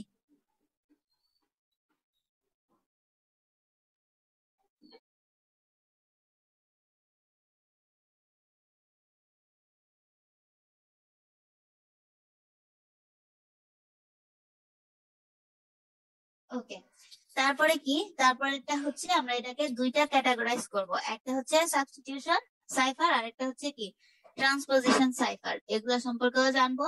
তারপর হচ্ছে এই ক্রিপ্টো অ্যানালাইসিস যে জিনিসটা আছে সেটা কিভাবে আমাদের সিমেট্রিক সাইফারটাকে ব্রেক ডাউন করতেছে, এটার কিছু ক্যাটাগরি আছে, সেই ক্যাটাগরি সম্পর্কেও সিমেট্রিক কি সাইফারে ডেসক্রাইব করা আছে, এটা সম্পর্কেও আমরা জানবো। তারপর হচ্ছে নর্মাল যে স্টিম সাইফার আছে, তারপর হচ্ছে ব্লক সাইফার আছে, বিশেষ করে ব্লক চেইন, এই নামটার সাথে মানে আপনার অনেকের পরিচয় আছে কিনা আমি জানি না, বা অনেকে থাকতেও পারে। তো এই ব্লক সাইফারিং সম্পর্কেও জানবো, ব্লক চেইন সম্পর্কে একটু জানবো। তারপর হচ্ছে এটার যে ডমিনেন্ট সাইফার আছে সেটা প্রিভিয়াসলি কিভাবে ইউজ করা হয়েছিল, আর ইন ফিউচার সেটার কিভাবে ইউজ করা হবে সেটা সম্পর্কেও সিমেট্রিক কি সাইফারে ডেসক্রাইব করা আছে। ওকে, তো এখন এই যে একটা সিনারি আপনারা দেখতে পাচ্ছেন সেটা হচ্ছে কি একটা জেনারেল আইডিয়া অফ সিমেট্রিক কি সাইফারের। তো প্রথমে সিমেট্রিক কি সাইফার করলো কি, ধরেন অ্যালিস ববকে একটা মেসেজ সেন্ড করলো, আমি প্রথমে যেটা বলছিলাম। তো অ্যালিস যখন ববকে একটা প্লেন টেক্সট হচ্ছে সে সেন্ড করতেছে, তো যে মেথড গুলা হচ্ছে আপনার সিমেট্রিক কি সাইফার ইউজ করতেছে, সে করবে কি একটা এনক্রিপশন অ্যালগোরিদম ইউজ করবে। এখন সেই এনক্রিপশন অ্যালগোরিদমের ভিতরে সে কিছু সিক্রেট যে কিটা আছে সেটা সে শেয়ার করে দিল। তারপরে কি হলো, সেই প্লেন টেক্সটটা সাইফার টেক্সটে কনভার্ট হয়ে গেল। কনভার্ট হয়ে যাওয়াতে কি হবে, আমি যখন আমার সিকিউর চ্যানেল দিয়ে আমার মেসেজটাকে যখন সেন্ডার থেকে রিসিভারের কাছে সেন্ড করব, তখন কিন্তু সেটাকে মাঝখানে যখন অ্যাটাক করা হবে তখন সাইফার টেক্সটটা ব্রেকডাউন হওয়ার পসিবিলিটি কম থাকবে। নট অনলি মাঝখানের চ্যানেল, আমরা এই যে যত কিছু করতেছি সবকিছুই কিন্তু এদের যে অরিজিনাল সার্ভার থাকে সেই সার্ভারের মধ্যে কিন্তু জমা হয়ে থাকে, এটা কি আমরা জানি? আপনারা অনেকে হয়তো দেখবেন আমরা যখন ফেসবুকে কোনো কিছু সার্চ করি, একটা জিনিস ধরেন আমি হচ্ছে এখন ফার্নিচার লিখে সার্চ করলাম, তখন কি ফেসবুক করবে কি এই ফার্নিচার রিলেটেড যে ডাটাগুলো আছে সেগুলাই সে আমাকে বারবার শো করাবে। কেন শো করাবে বলতে পারবেন? কারো কোনো আইডিয়া আছে? ইউজার ইন্টারফেস যেন হচ্ছে ভালো হয় এই জন্য। না, ইউজার ইন্টারফেস যেন ভালো হয় এই কারণে না। ইউজার এই রিকোয়ারমেন্ট যে অ্যানালাইসিস করে। হ্যাঁ, ইউজার রিকোয়ারমেন্ট অ্যানালাইসিস করে এবং আমি যে ডাটাগুলাকে ইউজ করতেছি সেগুলা কিন্তু ফেসবুকের যে সার্ভার আছে সেই সার্ভারে গিয়ে জমা হয়। তারপরে এখন ফেসবুকের এটার থেকে বা গুগলের এটার থেকে বেনিফিট কি, তারা করে কি ডাটাগুলা কিন্তু আবার বিভিন্ন কোম্পানি, মার্কেটিং কোম্পানি বা হচ্ছে যারা হচ্ছে আপনাদের অ্যাড করে, তারা করে কি এই গুগল বা হচ্ছে ফেসবুক থেকে ওই ইউজারের ডাটাগুলা কিন্তু তারা কিনে নেয়। কিনে নিয়ে তারা আবার করে কি এই ডাটাগুলাকে তারা অ্যানালাইসিস করে এবং তারা সার্চ হিস্ট্রি দেখে যে আপনি রিসেন্টলি কোন জিনিসটাকে সার্চ করছেন, তারপরে সেই সার্চিং হিস্ট্রি থেকে অ্যানালাইসিস করে সে ওই রিলেটেড যে অ্যাড গুলা আছে তার কোম্পানি যে টাকাগুলা দিছে ফেসবুকে, বা ধরেন যতগুলা কোম্পানি হচ্ছে ফেসবুকে টাকা দিচ্ছে ফার্নিচার রিলেটেড হচ্ছে অ্যাড গুলা দেওয়ার জন্য, তখন সে করবে কি আমাকে ওই ফার্নিচার রিলেটেড ম্যাচ করবে। ম্যাচ করার পরে ফার্নিচার রিলেটেড যতগুলো অ্যাড ছিল সবগুলো সে আমার ফেসবুকের টাইমলাইনে দেওয়া শুরু করবে। তারপরে আমি ফেসবুকে ঢুকলেই খালি স্ক্রল করলেই দেখবো কি ওই রিলেটেড অ্যাড আসতেই থাকবে আসতেই থাকবে। বুঝতে পারছেন? তো এগুলাও কিন্তু ওয়ান টাইপ অফ কি বিজনেস পলিসি। তো যাই হোক, এগুলা সিমেট্রিক কি সাইফার হোক বা যাই হোক, এগুলা দিয়ে যখন ইউজ করা হয়, এই সিকিউরিটি পারপাস গুলা দিয়ে যখন আমরা কোনো মেসেজ সেন্ড করব বা কোনো ডাটা যখন সেন্ড করব একজন সেন্ডার থেকে আরেকজন রিসিভারের কাছে, তখন আমার ডাটা গুলাকে সে প্লেন টেক্সটে যখন কনভার্ট করতে পারবে না, তখনই কিন্তু সে কি করবে, আমাকে আর ওই রিলেটেড কোনো ইনফরমেশন দিবে না বা ওই রিলেটেড কোনো অ্যাড সে আমাকে দিবে না। তাহলে এগুলার কাজ কাদের? এগুলার কাজ অবশ্যই আমাদের আপনাদের না, এগুলার কাজ হচ্ছে যারা সফটওয়্যার কোম্পানি আছে বা যারা ধরেন কোন একটা নতুন নতুন সফটওয়্যার ক্রিয়েট করতেছে বা বিল্ড আপ করতেছে, এটা হচ্ছে তাদের কাজ যে তারা আমার মেসেজটাকে ডিরেক্ট প্লেন টেক্সট হিসাবে রিসিভারের কাছে না পাঠায় তারা কি করবে, বিভিন্ন ধরনের মেকানিজম ইউজ করবে। যেমন ইমেইলের ক্ষেত্রে কি হয়, এসমাইন, তারপর হচ্ছে বিভিন্ন ধরনের টেকনিক কিন্তু তারা ইউজ করে, সো দ্যাট ইমেইলের জন্য কিন্তু আমাদের কাছে ওই রিলেভেন্ট কোনো অ্যাড আসে না, তাই না? আমরা যখন কাউকে কখনো ইমেল পাঠাই, আচ্ছা একটু ওকে, সো আমরা যখন কাউকে কোনো রিলেভেন্ট হচ্ছে একটা ইমেল সেন্ড করি, তখন কিন্তু সেটা ডিরেক্টলি সেন্ডার থেকে রিসিভারের কাছে যখন যায়, তখন মাঝখানে কিন্তু সেটা সাইফারিং হয়ে যায় অথবা এনক্রিপশন হয়ে যায়। এই কারণে মাঝখানে যদি কেউ অ্যাটাক করেও তাহলে তারা বুঝতে পারবে না বা কোনো সার্ভার থেকে আমাদের সেই ডাটাগুলা লস্ট হয় না অথবা সেই ডাটাগুলাকে কেউ কিনতেও পারে না। বোঝা গেছে? জি ম্যাম। আচ্ছা, এখন দেখেন যখন অ্যালিস ববকে মেসেজ সেন্ড করতেছে তখন সে কি করলো, এই প্লেন টেক্সটটাকে সাইফার টেক্সটে কনভার্ট করে দিল। এখন অ্যালিস তো আর সাইফার টেক্সটে কনভার্ট করতে পারবে না, অ্যালিস প্লেন টেক্সটেই লিখলো। তো ও যে মেকানিজমটা ইউজ করবে সেই মেকানিজমের মধ্যে যে অ্যালগরিদমটা ডেভেলপ করা আছে এনক্রিপশনের, সেই অ্যালগরিদমে এই কোডটা প্লেন টেক্সটে হচ্ছে সাইফার টেক্সটে কনভার্ট হয়ে যাবে। কনভার্ট হয়ে তারপরে হচ্ছে আবার যেই মিডিয়াম থেকে হচ্ছে যাবে প্লেন টেক্সটে কনভার্ট হবে, ববের কাছে যাওয়ার পরে সেই মেকানিজমটাও জানে যে ওই মেকানিজমটা কোন সিকিউর সিক্রেট কিটা ইউজ করছিল, তখন সে সেম সিকিউর সিক্রেট কিটা ডিক্রিপশন অ্যালগরিদমের ক্ষেত্রেও ইউজ করবে। মাঝে মাঝে দেখবেন আমরা যখন কোন একটা ইমেজকে কনভার্ট করতে চাই বা মাঝে মাঝে হচ্ছে ডক ফাইল বা পিডিএফ ফাইলের মধ্যে দেখবেন কি সামহাউ হচ্ছে ওই ডাটাগুলা বা লেখাগুলা কিন্তু আসে না, দেখবেন উল্টাপাল্টা মেসেজ হয়ে যায়। জি ম্যাম। এটা কেন হয় কেউ কি বলতে পারবেন? ধরেন আমি হচ্ছে আমি হচ্ছে মাইক্রোসফট ওয়ার্ড ফাইল ইউজ করতেছি 13, আপনি ধরেন ইউজ করতেছেন 2000, তাহলে আপনি যদি আমাকে ফাইলটা পাঠান আমি কি ওই ফাইলটা অ্যাক্সেস করতে পারবো বা ওপেন করতে পারবো? ওপেন হবে জি কিন্তু ম্যাম, ডিজাইন ওপেন চেঞ্জ হবে না। হ্যাঁ, ওপেন হবে, আবার মাঝে ডিজাইন মাঝে চেঞ্জ দেখা যায় হ্যাঁ ডিজাইন গুলো চেঞ্জ হয়ে যায়, লেআউট চেঞ্জ হয়ে যায়, কারণ ভার্সনের চেঞ্জের কারণে। আবার মাঝে মাঝে দেখবেন কি অনেক সময় ওপেনই হয় না, ওপেন হইতে গেলে সে বিভিন্ন ধরনের রিকোয়ারমেন্ট চাই কোড যে এই রিকোয়ারমেন্ট ভার্সন চায়। লাগবে। এক্স্যাক্টলি। তো এই যে এই মেথড গুলো আছে, আবার মাঝে মাঝে দেখবেন সেই লেখাগুলাই হচ্ছে আপনার লেটারে থাকে না, কনভার্ট হয়ে বিভিন্ন ধরনের টেক্সটে, তারপর হচ্ছে বক্স, অ্যাস্টারিক সাইন, এই ধরনের কনভার্ট হয়ে যায়। তো এগুলা হয় কি যারা হচ্ছে ফাইলগুলা ক্রিয়েট করে তারা অনেক সময় এনক্রিপ্ট করে দেয় ফাইলটাকে। ঠিক আছে, এনক্রিপ্ট করা থাকে এবং ফাইলগুলো এমন ভাবে মাঝে মাঝে ক্রিয়েট করা হয় যে সেগুলা নন এডিটেড থাকে। তো এই যে জিনিসগুলা নন এডিটেড বা এগুলা যারা ডেভেলপ করে তারাই কিন্তু এনক্রিপশন অ্যালগোরিদমটা ইউজ করে থাকে। বোঝা গেছে? জি ম্যাম। এগুলাই হচ্ছে কি আমাদের সিমেট্রিক কি, যেটা হচ্ছে একদমই একটা মাত্র সিক্রেট কি ইউজ করে তারা কি করবে, কোডটাকে প্লেন টেক্সটটাকে সাইফার টেক্সটে কনভার্ট করবে। আচ্ছা, তারপরে আমরা যাই, এই যে এখানে দেখেন একটা ইয়ে দেওয়া আছে, এটা হচ্ছে কি এনক্রিপশনের জন্য। এনক্রিপশনকে যদি আমরা সি দিয়ে কনভার্ট করি তাহলে হচ্ছে কি আমার এনক্রিপশন মেথডটা হবে ই of K of P.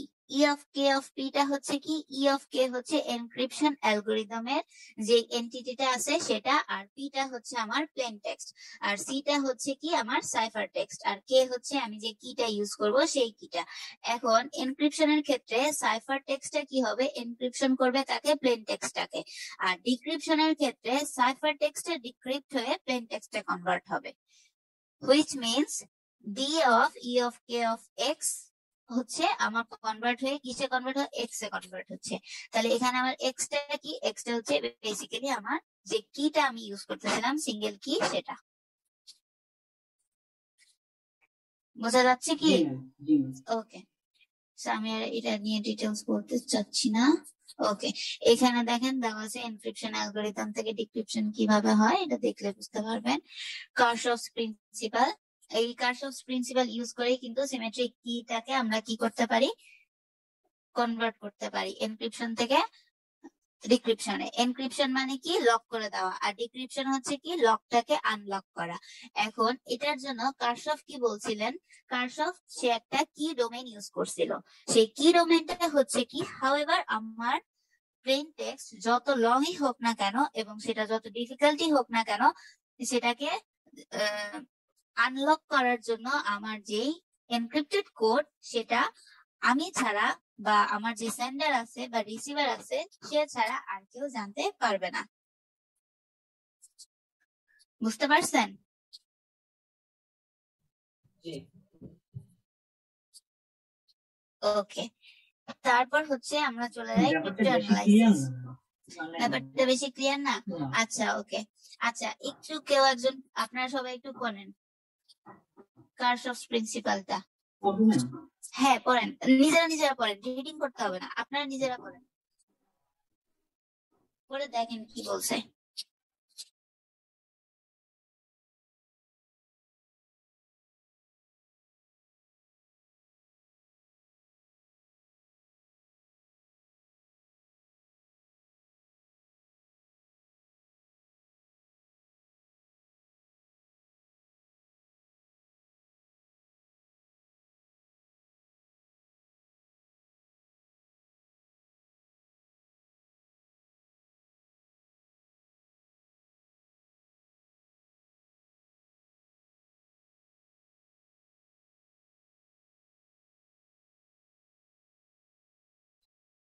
O sorry sorry, এটা টাচ লেগে হচ্ছে ইয়ে হয়ে গেছে, একটু ওয়েট করেন আমি আবার বের করে দিচ্ছি। হ্যাঁ, জি ম্যাম। ও কই গেল,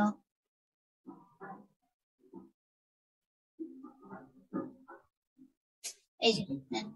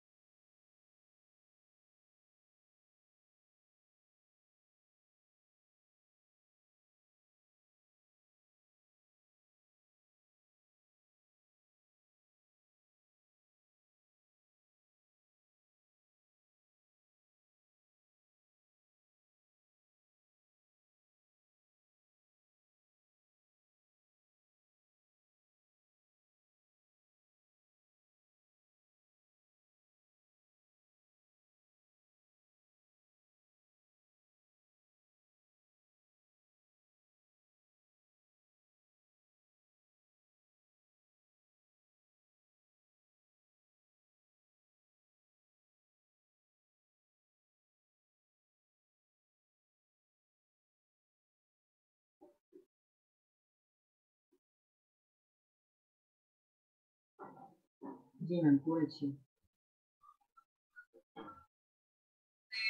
ওকে, কিছু বুঝতে পেরেছেন কি কি বলা হয়েছে?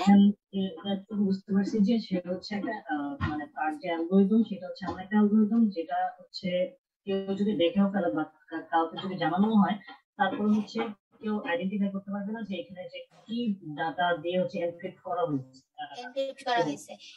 সেখানে হচ্ছে আপনার এনক্রিপশন আর ডিক্রিপশনের জন্য সে যে ডাটাটাকে যদি আমরা হাইডও করে রাখি, তারপর হচ্ছে যদি আমরা একটা সিক্রেট কিও ব্যবহার করি, তারপরেও কি হয়, অনেক ক্ষেত্রে কিন্তু আমাদের ডাটাগুলো লস্ট হয়ে যাওয়ার পসিবিলিটি থাকে।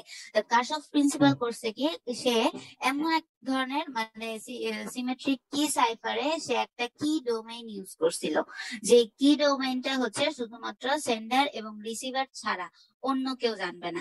এটা হচ্ছে আমাদের সাইফার কি মানে পাবলিক কি এর মধ্যেও পড়তেছে না, তারপর হচ্ছে কি বলতেছিলাম, প্রাইভেট কি এর মধ্যেও পড়তেছে না, সিক্রেট কি এর মধ্যেও পড়তেছে না। এটা হচ্ছে একটা কি ডোমেন প্রত্যেকটা অ্যালগোরিদমের জন্য আলাদা আলাদা করে। আলাদা আলাদা হচ্ছে। হ্যাঁ, বুঝতে পারছেন কি? আচ্ছা, ওকে ওকে। তো এখন আমরা চলে যাই ক্রিপ্টো অ্যানালাইসিসে।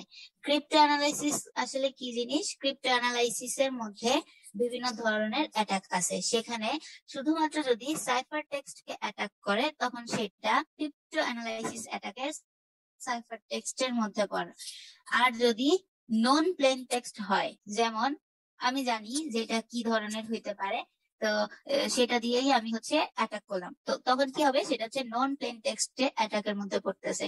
আরেকটা হচ্ছে কি চুজেন প্লেন টেক্সট। মাঝে মাঝে হয় না যে আমরা হচ্ছে গিয়ে পাশের বাসার ওয়াইফাই এর সাথে যদি কানেকশন দিতে চাই তখন কি করি, উল্টা পাল্টা একটা বা অ্যাজিউম করে নিই যে এই ধরনের পাসওয়ার্ড হতে পারে, তাই না? এটা কিন্তু সম্পূর্ণটাই হচ্ছে কি আমাদের অ্যাজাম্পশনের উপর ডিপেন্ড করতেছে। তো এগুলা হচ্ছে চুজেন প্লেন টেক্সট, বা আপনি র্যান্ডমলি কোন একটা ডাটা চুজ করলেন, সেটা হয়ে গেল।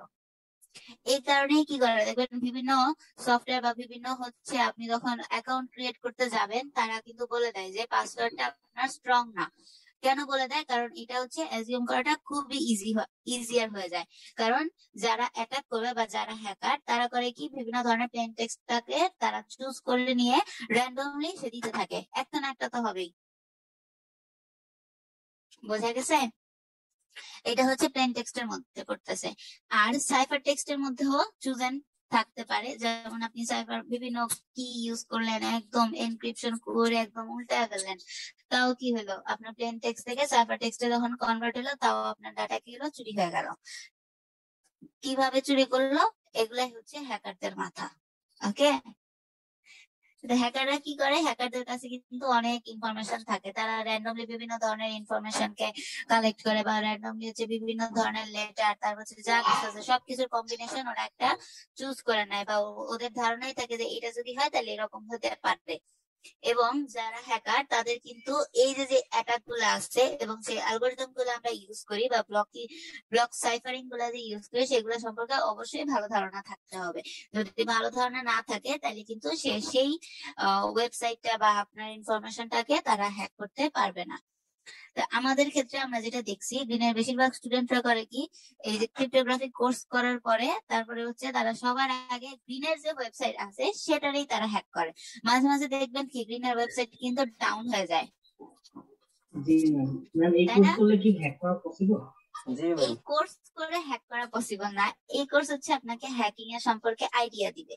ওকে, আপনারা যদি হ্যাকিং সম্পর্কে জানতে চান, হ্যাকিং এর কিন্তু আবার দুইটা পার্ট আছে, একটা হচ্ছে ইথিক্যাল হ্যাকিং আর একটা হচ্ছে কি নন ইথিক্যাল হ্যাকিং। আপনি যদি নন ইথিক্যাল হ্যাকিং করেন সেটা কিন্তু অবশ্যই কি আপনার জন্য পজিটিভ না, এটা কিন্তু আপনার জন্য নেগেটিভ। বাট আপনি যদি ইথিক্যাল কোনো হ্যাকিং করেন সেটা অবশ্যই আপনার জন্য কি পজিটিভ দিক হবে। এখন আপনারা যারা হ্যাকিং এর সম্পর্কে ইন্টারেস্টেড আছেন তারা গুগল সার্চ করবেন, তারপরে হচ্ছে গিয়ে ডার্ক ওয়েবের নাম তো সবাই শুনছেন, যারা হ্যাকিং এর প্রতি ইন্টারেস্টেড ওইটাতে দেখবেন। অবশ্যই এগুলা হচ্ছে বাংলাদেশে লিগাল কিনা আমি জানি না, বাট মালয়েশিয়াতে হচ্ছে এই ধরনের ওয়েবসাইট গুলা ব্লক করা থাকে, এগুলাতে ঢুকা যায় না। এবং আমি যদি ডার্ক ওয়েব লিখে শুধুমাত্র গুগলে সার্চ করি তাহলে সাথে সাথে আমার আইপি অ্যাড্রেসটা ওখানে গিয়ে ট্র্যাক হয়ে যাবে এবং সাইবার ক্রাইম হয়ে যাবে আমার নামে। বুঝতে পারছেন? হ্যাঁ, বাংলাদেশেও তো লিগাল না। ওকে, হ্যাঁ, তাহলে ওইভাবে কেউ যদি চায় তাহলে করতে পারে, এটার জন্য আমি ড্রাইভার না।